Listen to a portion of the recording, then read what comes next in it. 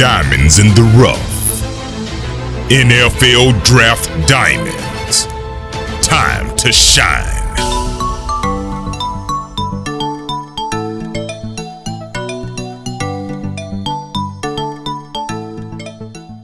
Hi, my name is Jimmy Williams with NFL Draft Diamonds, and today I have with me McCain, who's a quarterback out of North Carolina A&T. How you doing, sir? Hey, what's up, Jimmy? Hey, not a whole lot, man. Actually, a lot, but you know how it goes these days. So Mac, tell us a little bit about yourself. I mean, where are you from? I'm from Greensboro, born and raised. I haven't left yet. Real humble person. With the A&T. A&T is a great university. I've been working hard for these past 4 or 5 years, and now I'm here talking to you. Gotcha. So, tell me about that journey about like how you got to A&T. Did you have any other possibilities there coming out of high school? Any other universities interesting you at that time? Coming out of high school, I talked to some schools. I talked to NC State. I had talked to FAMU, Fayetteville State, and Winston-Salem State. But really, A&T was the only team that really offered me. So A&T was my only offer. Gotcha. So, I mean, actually, probably turned out the best for you. I mean, I think most kids when they're in high school, like they always want to go to those Power Five schools. Always want to get out there and showcase their talent, which is all great. But I mean, for you, you end up at North Carolina A&T, probably, I don't know, really one of the better schools in the FCS, just as a whole, and then like at the top of the HBCU ladder. So guys really winning like that, that national title, year in and year out. Got a lot of great years. I know you were on several all-conference lists, and had a lot of great accolades there. Let's go ahead and talk about you as a corner, because I really like you as a corner, man. You're really one of my top small schoolers. What do you feel is like yeah, man. Hey, I wouldn't say it if it ain't the truth. So, what do you believe is like one of your better attributes that you bring to the table for you at the next level? Just my playmaking ability. I always find a way to get around the ball, get the ball. The ball is the issue. And I'm a lockdown corner.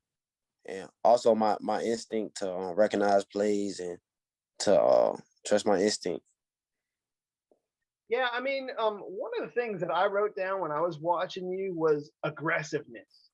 I mean, obviously not like this, I don't know, idealistic, like really, tall, long corner, but still, not like a diminutive size. I mean, I have you listed, almost 6 feet tall, about 186 pounds. So definitely somebody that can roll with almost anybody. Do you see yourself continuing to stay there, like on the outside at the pro level, or maybe being moved inside to nickel at the next level? How do you see yourself projecting? Oh, for sure, I see myself playing on the outside, but really, it doesn't really matter to me. Like I could play inside, outside, anything. Great. I mean, again, I personally feel like you could probably play a lot of those different positions. I mean, based on your speed and your just kind of playmaking ability, like in general. So Mac, I guess one of the biggest questions that I think a lot of people may have is, the pandemic hits.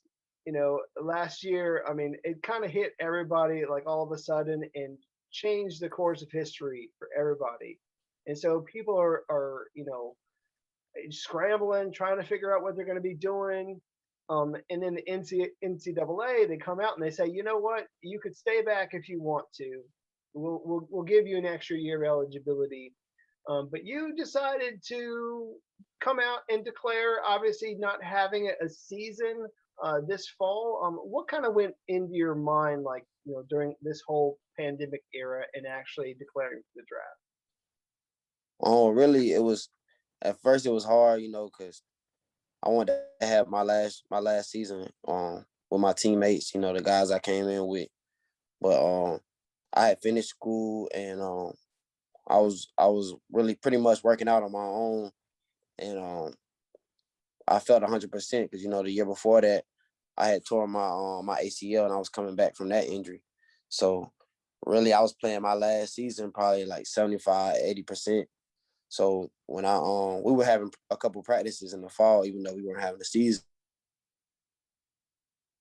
So when I got back out there, I felt 100%. And when I'm at 100%, I know that I could play with anybody. So really, I just cashed my coins in and took a shot at it. Yeah, I mean, obviously not being at 100% when you wanted to, when you were playing, and then of course, getting yourself all healed up and ready to go, and then bam, like they're saying you can't play. I mean, that just, Yeah. that's definitely a bummer.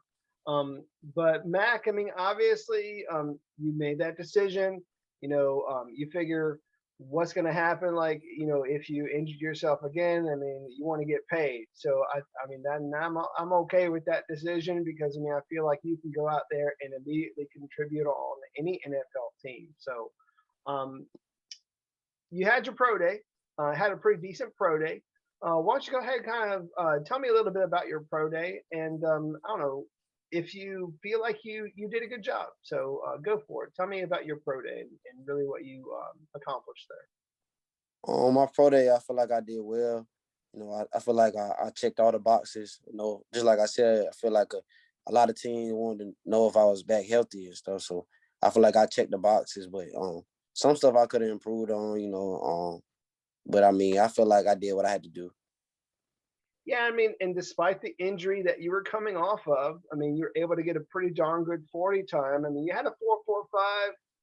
I know you probably wanted better. That's Yeah. fine. I mean, I think a lot of people are always wanting to hit that 4.4 mark. And I know Mm-hmm. at some point or another, people did have you as like a 4.38 ish kind of player. So Yes. speed is not something that I would, that I'd be concerned about. I think really your health was, and you went Mm-hmm. out there and you delivered, and you showed people that you're healthy and ready to go. So I mean, you go out there, 4.45, 40, pretty good time in the three cone. So people saw doing that, as well as running some drills, and really just doing a great job out there. So um, obviously, I don't really question your speed, because if you go back during your high school days, you were an excellent track athlete. Running like these amazing times in the 100-meter and 200-meter.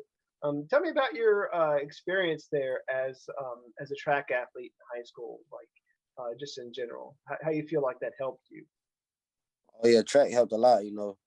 Um, speed is the main thing. Speed kills. So I always knew that, and I always knew that staying active and running will always help me with any sport, because I played basketball and I ended up playing football my junior senior year. So really, I knew track would help me with both of those.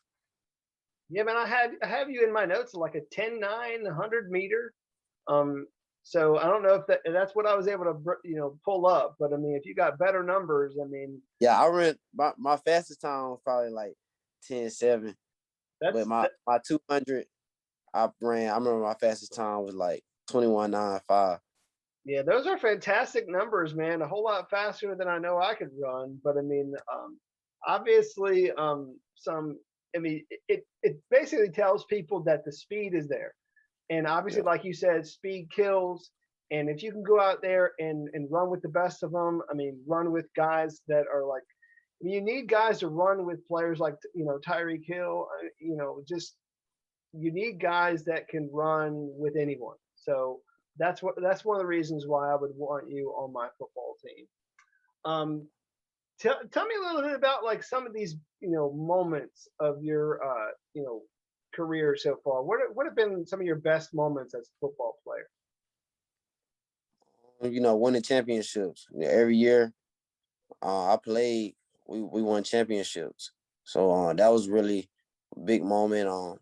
Going up and knocking off, FBS team. You know, when we were the underdog, those are big games. Like when we played UNC Charlotte, I actually got 2 interceptions that game, and that was a big win for the school, and it was a great exposure for everybody on our team.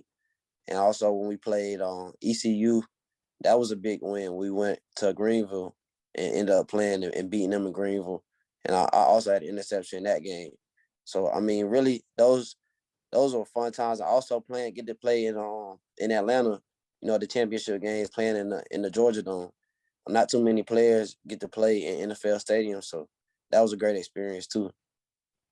Well, I mean, you never know moving forward, man. Like you might end up there again, like in the pros. So I mean, shoot, I mean, somebody in the in that division might be able to take a chance on you. I mean, I think that would be pretty cool. I mean, I know Yeah, you.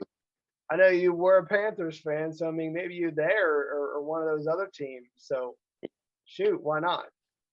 yeah. But tell people a little bit about you as a student of the game and maybe how you break down film and how that has really played out for you. Maybe give me a specific example, like during a game. Can you kind of walk me through that? Well, you know, I prepare every week. You know, I watch film. I watch film on my opponents. I watch everything they do, the releases, the splits.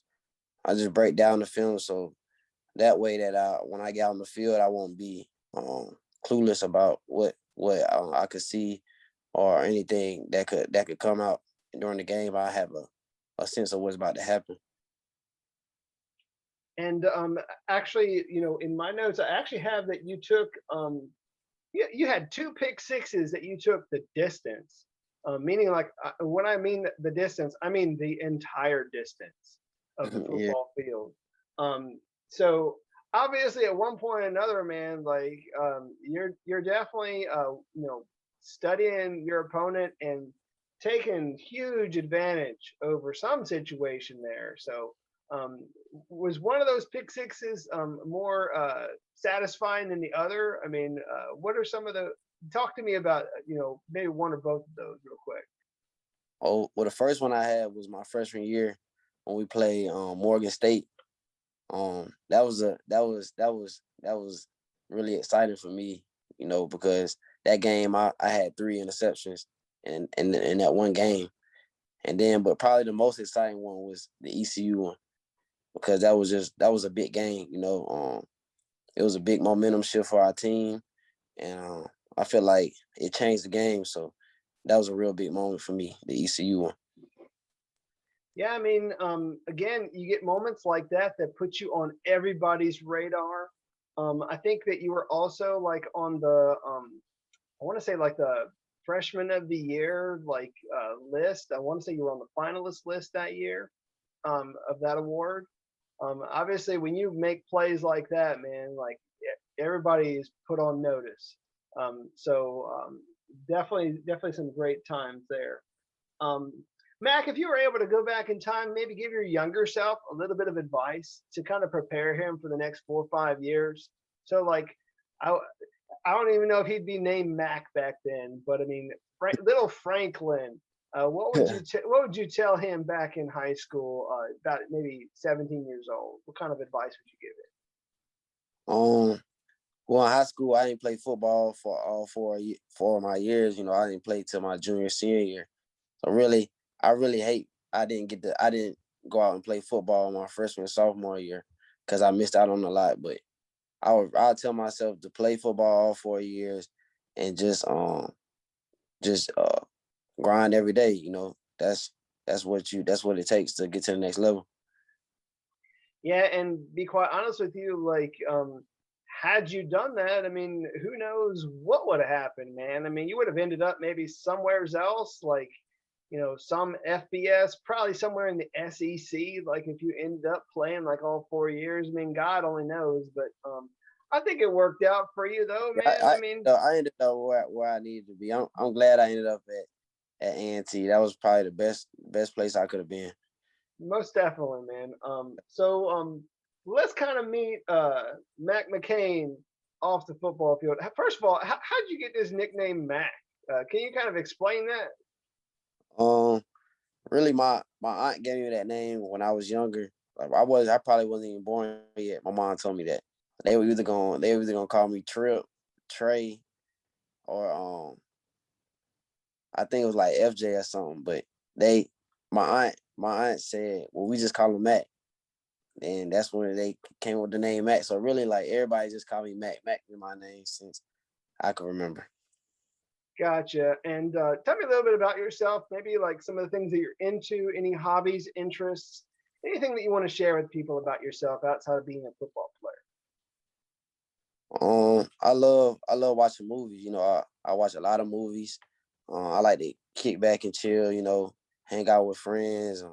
I love to listen to music. I listen to all types of music, and yeah, really, I'm just a chill guy off the field. I watch a lot of sports too, so I'm really just chill, laid back guy. All right. So if you're a big movie guy, I mean, you got like a favorite like movie or actor? I'll probably say Chris Tucker. Chris Tucker, man, that guy is hilarious. Like Yeah, Chris Tucker. everything that he has ever done, I don't Yeah, care what it is, man. Every time I've seen him, like he just makes you laugh. I mean, even going back to like Friday, like all these great movies that all, he's been in. So, what was it you said?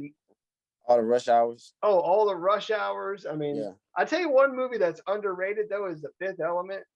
uh, That's one of those movies that like he's the comic relief in that movie, and I absolutely love that movie. So, um, just wait till like the very end. He just I love it. Anyway, um, okay. you said you were big into music too, man. Like what's your jam, man? What are you into like as your what's in your playlist when you're working out or something? Tell me about that. Really, a lot of my friends they make music too, so I listen to a lot of their music, and All right. I like Lil Dirt, um, Future, a little Baby, Yo Gotti. I listen to everybody. I listen to everybody. That's kind of cool though. I mean, it's kind of cool that you got some friends really, trying to work their way like through the music industry too. So I mean, continue to support those guys, man, because I mean, who knows, like, you can help them out maybe a little bit, like use your platform, to maybe say, hey, you know what, you need to take a look at this dude. Yeah. Really, So really doing some great things. But uh, hey, as we begin to wrap up, man, I do want to give you the opportunity to do some shout outs real quick. So, um, anybody that you want to give some love to, whether it be family, friends, teammates, roommates, coaches, mentors, teachers, the janitor, anybody that you want to give some love to that's really meant a lot to you in your life. I just want to shout out my teammates at A&T. You know, I got a lot of lifelong relationships there, and my coaches, my DB coach Thomas Howard, my head coach Sam Washington. Those are great coaches. So shout out to them.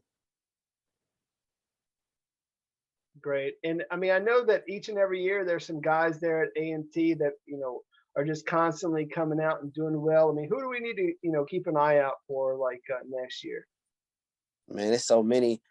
Um, Ron Hunt, wide receiver Ron Hunt, receiver Corey Banks, Yeah. Zach Leslie. On defense, Najee Reams. He's a real sleeper. He's a free safety. Najee Reams, Amir McNeil, DJ Crossan, Janai Sumner, Aaron Harris. Um, I could really go down the line. It sounds It's like the whole roster. Like still, it's the whole roster. Just give it to them. yeah, yeah. So Gotcha. everybody. No, I hear you. I did recognize some of those names you listed. So I mean, we already have a few of those like on our list, like for the coming season. So, um, Yeah. give me your why as we wrap up, man. Like, why do you play football? Maybe why you started, why you play now, and just your motivation moving forward. Really, this game is just like life. You know, it's a lot of ups and downs. It teaches you so much. You know, just playing a game, and really, my wife's like my family. You know, I do anything for my family. I put my life on the line for my family. So this is I really leave it all on the field for them. Great. And very, very last thing is your pitch, because I mean, I know that there are plenty of teams in the NFL that really want to get to know you and maybe get the opportunity to draft you. So give your pitch to those teams, and why should they draft you and sign you, I mean, what kind of player would you be for their program? I'll be a great player. You know, if you want a player that's unselfish, that's all about the team, and also that's a game changer that like to make plays and a real hard worker, and also that's resilient, you will want me on your team. Yeah, I mean, we already kind of talked about it. I mean, a guy who's very aggressive, wanting to get after the ball, has the ability to take that ball and go the distance.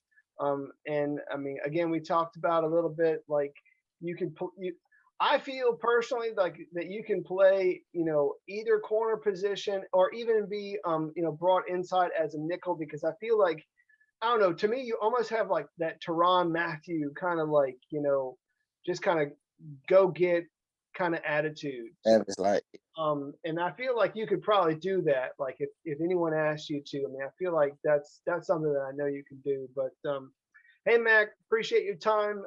Best of luck to you moving forward, bud.